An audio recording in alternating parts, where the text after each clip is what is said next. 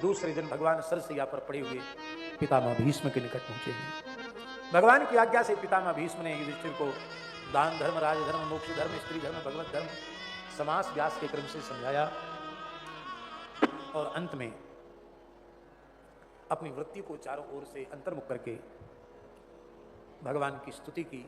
इसी को भीष्म स्तुति कहते हैं। भीष्म उवाच, बड़ा प्यारा स्तोत्र है, भीष्म जी के द्वारा किया गया। हे प्रभु, आपने प्रतिज्ञा की थी मैं महाभारत के युद्ध में अस्त्र नहीं उठाऊंगा। मैंने भी प्रतिज्ञा की थी, आज जो हरिहीन शस्त्र गहाऊं तो लाजू गंगा जननी को शांतन सुतन कहा। भगवान, किसी जीव में ऐसी सामर्थ्य कहां जो आप सत्य संकल्प परमात्मा की प्रतिज्ञा को मेट दे, पर आप अपने भक्तों से कितना प्रेम करते हैं, इस रहस्य को मैं उजागर करना चाहता था, इसलिए मैंने ये प्रतिज्ञा की। भगवान, आपने अपनी प्रतिज्ञा त्याग कर अपने भक्त की प्रतिज्ञा की रक्षा की। आप रथ चक्र लेकर के मेरे ऊपर दौड़े। भगवान, आपके पीतांबर की फहरान हुआ झांकी आज भी मेरे चित्त को आलोकित कर रही है। भगवान का ध्यान करते करते भीष्म जी ने अपने देह का त्याग किया। रामावतार में परम भाग्यशाली गिरिराज जटायु है और कृष्णावतार में परम भाग्यशाली पितामह भीष्म है। अद्भुत मृत्यु है, मृत्यु ही महोत्सव बन गया, ऐसी अद्भुत मृत्यु है। लोग बेटा बेटी इसलिए पैदा करते हैं कि मरने के बाद तर्पयामी तर्पयामी तर्पयामी करेंगे, जल देंगे। जिंदा बाप को तो पानी नहीं पिलाते, मरे को क्या पानी देंगे। पर जिन पितामह भीष्म ने अखंड ब्रह्मचर्य का पालन किया, वो पितामह भीष्म भगवत संबंध के नाते सबके पितामह हो गए। कोई कहीं भी श्राद्ध तर्पण करे, भीष्म जी के लिए अंजलि सब देते हैं, सबके बाबा हो गए। कौरव पांडवों के बाबा नहीं, सबके बाबा हो गए। वैयाघ्र पद गोत्राय सांकृत्य प्रवराय च अपुत्राय ददाम एतत् जलम भीष्माय वर्मणे कह करके भीष्म जी को जलांजलि दी जाती है। इसलिए भगवत संबंध ही सर्वोपरि संबंध है, उससे बढ़कर दूसरा कोई संबंध नहीं। बोलो भक्तवत्सल भगवान।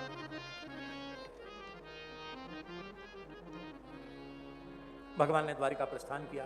द्वारिका में भगवान का स्वागत हुआ। कुछ समय बीत गया, भगवान का कोई समाचार नहीं मिला। अर्जुन को समाचार लेने के लिए भेजा। अर्जुन लौट के आए, बताया कि भगवान ने तो अपनी लीला का संवरण कर लिया है। परीक्षित को राजगद्दी पर बिठाकर युधिष्ठिर ने महाप्रस्थान किया। परीक्षित ने 3 अश्वमेध यज्ञ किए, जिनमें देवताओं ने प्रत्यक्ष प्रकट होकर भाग ग्रहण किया। संपूर्ण भूमंडल पर दिग्विजय की। कुरुजांगल प्रदेश में गाय बैल के जोड़े को राजवेशधारी कलयुग के द्वारा प्रताड़ित करते हुए देखा। कलयुग को फटकार लगाई। कलयुग ने कहा, महाराज मैं आपकी शरण में हूं, मुझे प्राणदान दीजिए, मुझे रहने की जगह बताइए। 5 स्थान कलयुग को रहने के लिए दिए गए। जुआ में रहो, शराब में रहो, परस्त्री गमन में रहो, मांस भक्षण में रहो और पाप की कमाई में रहो। हम कलयुग में पैदा हुए हैं, इसमें कोई संदेह नहीं। संदेह और कुएं में भांग पड़िए, किस युग में पैदा हुए, क्या करें।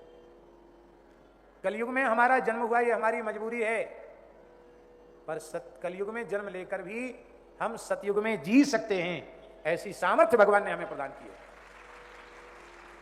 आप कलयुग में पैदा होकर सतयुग में जी सकते हैं।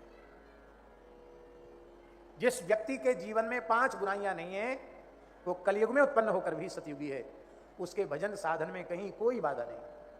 जो कभी जुआ नहीं खेलता, जो कभी शराब नहीं पीता, जो कभी परस्त्री गमन नहीं करता, जो कभी मांस भक्षण नहीं करता और जो कभी बेईमानी की कमाई नहीं खाता, ऐसे व्यक्ति कलयुग में पैदा होकर भी सतयुग में है।